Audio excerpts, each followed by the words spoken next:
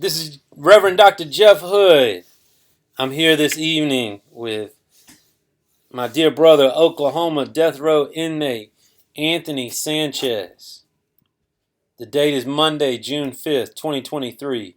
The time is 8:07 p.m. We are continuing on with our series of interactions with the Gospel of John. Tonight we will be concentrating on John chapter 1, verse 14, which reads as follows.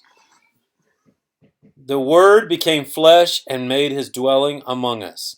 We have seen his glory, the glory of the one and only Son, who came from the Father, full of grace and truth. Brother Anthony, what do you hear in that? Man, yes. To me, this would tell me that the gospel lives within us. You know, deep down inside, we know the truth about Jesus and God. Like it's our moral obligation to pay attention to all of the facts, not just part of the facts. It's extremely disappointing that they did not pay attention to their moral obligation who knew Jesus as a man. Who knows? Jesus as a man might have lived a long, wonderful life if they would have paid attention to the facts and obeyed their moral obligation. Which kind of brings me to my case. George had a legal and moral obligation to pay attention to all the evidence, but instead they went with the crowd. Kind of like with Jesus, like the facts didn't matter. If I killed Julie Buskin, why would I stay around doing my time and paying my debt? Why would I risk it, knowing I would be rearrested and doing serious time? It's simple. I truly did not kill Julie Buskin, and in fact, I am innocent, like I have been saying this whole time. So to me, it's extremely disappointing that these jurors violated their legal moral obligation and did not matter. Again, thank you, Reverend Luke, for having me on.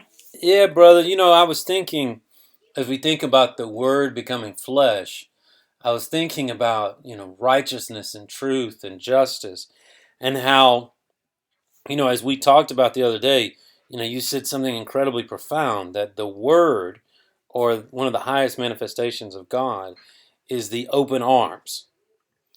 And so in our relationship and with those who support you, what I want you to know is that the Word is becoming flesh. The open arms of God is becoming flesh. We love you. We're here for you. We stand beside you. And I think that so often people think of the Word as the Bible, and they see the Bible as a tool to bludgeon and beat people into submission with. But what they don't realize is that the Word is the open arms. The Word is love, and love has been made flesh and has dwelt among us. And in the example of Jesus, in the example of the fullness of love, we have found grace and truth. And so it is my prayer, and Anthony, in your case, in all cases of injustice, all situations of evil and darkness, that we will be the hands and feet of a loving God and bring grace and truth into our world. Anthony, you got anything else, my brother? Uh, yeah, I think I might have a little thing. You know, I have a lot to say, Jeff, and so a lot of people say that I had good lawyers to represent me, but the truth is, this is how much the lawyers Mark Barrett and Randy Cohen care about me and my case. Today is June 5th, 2023. I was supposed to be executed April 6th, 2023. Neither one of them have let me know my execution date had been moved. And neither one of them let me know anything about my clemency.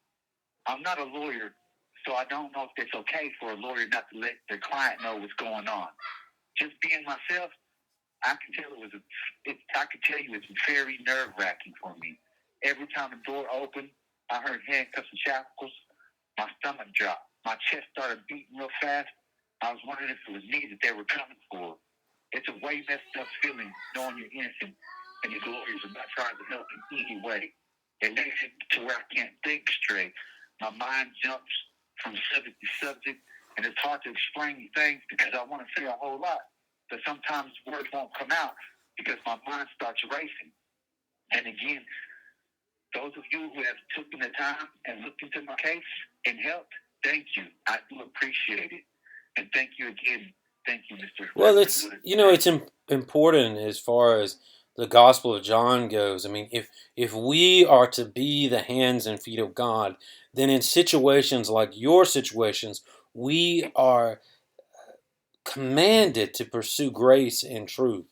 And, as far as I am concerned, I pursue grace in my interactions with you, and I pursue truth by working through your case.